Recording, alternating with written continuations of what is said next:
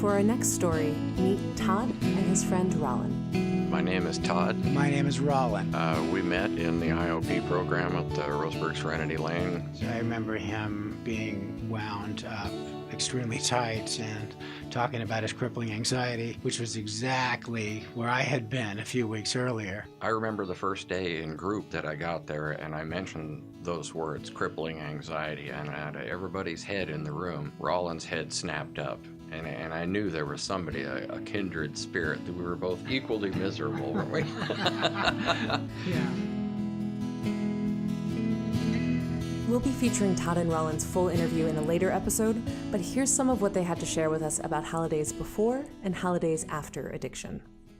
I have memories of pictures of Todd at Christmas time this year, and you could tell by the look on his eye he was stoned. The next time he was methed out, and the next year he was drunk. Well, my holidays before were fairly normal, and like I was more or less of a normal person. I do have pictures that I've seen recently of the 3 years when I was drunk, and there's just a horrible vacant zombie look in my eye, and it's really sad to see pictures of my kids climbing on me and I'm not there. The memory I had was during that time is I would do the minimum I needed to do, and then I would have booze hidden in the car or in the bookcase, or the last year everywhere. There were bottles everywhere just in case I needed to go around the corner in the laundry room or whatever. Since then, I'm much more at ease during the holidays, and I'm much more calm, and I can kind of take it all in. And there's no pressure. And even the in-laws that I really dislike, I'm fairly tolerant of. Like Rollin, I would have been setting myself up to use and reuse and keep my high peaked of whatever it was I happened to be doing at the time. And believe it or not, I might not act rationally amongst people I'm supposed to care about at the time. Well, under those conditions. It was, I had no knowledge of it, of course. But, and there was an awful lot of it I don't remember. For instance, years ago, I generally put the Christmas tree up with my children. And one year, I always wound up getting really loaded on whatever it was I was doing. One year, I found out the next day that I had been drinking enough to where I blacked out and was standing against the door with my head down, and my daughter was staring up in my face, yelling "Dad" at me for I don't know how long. I don't have those days anymore.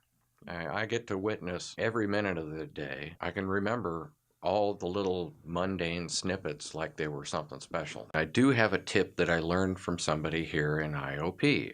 There's a lot of family get-togethers and family that maybe you might not have a lot to do with, but you want to interact with them. A fellow here come up with the idea. He says, yeah, I write down their different names on a paper with a question to ask them. And when we have more calmer times to ourselves, we get those ideas. He said he would write those down. He'd stick them in his pocket. You always make a trip to the restroom or something like that.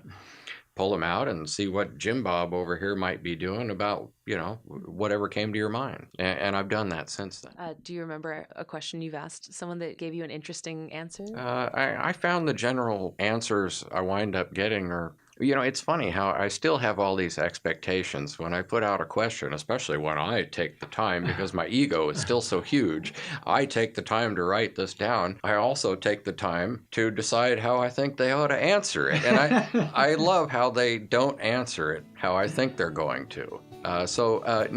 Actually, each and every one is unique in the sense that they don't answer it right. In spite of that, are you still glad that you asked?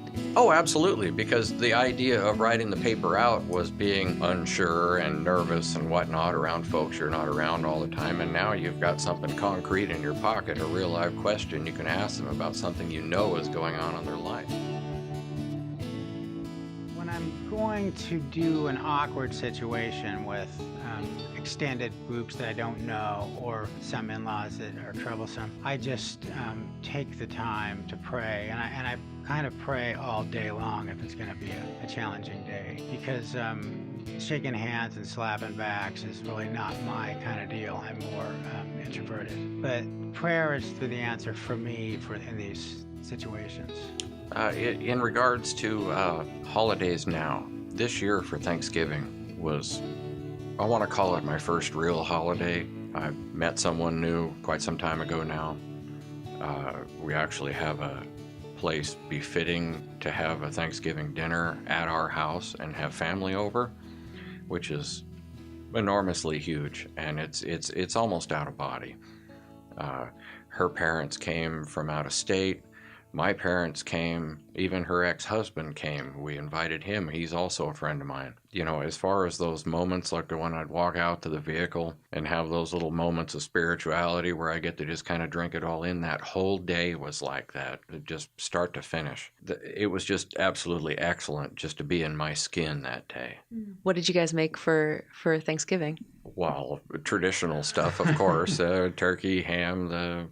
For some reason, people eat yams. I'm still confused on that. Me too. I can't figure that one out. I understand they're supposed to be there, and people do like them, and I have no feelings on that, really. But it was standard fare, but the place it was happening wasn't. It was wonderful. That wasn't standard fare for me. That was not a normal day, whatever normal is. The people that were there that I got to spend time with didn't fall under anything other than excellent. And more than anything, I got to see it through these eyes. And I'm so humbled. I don't really know how to describe it beyond that, other than it was absolutely fantastic.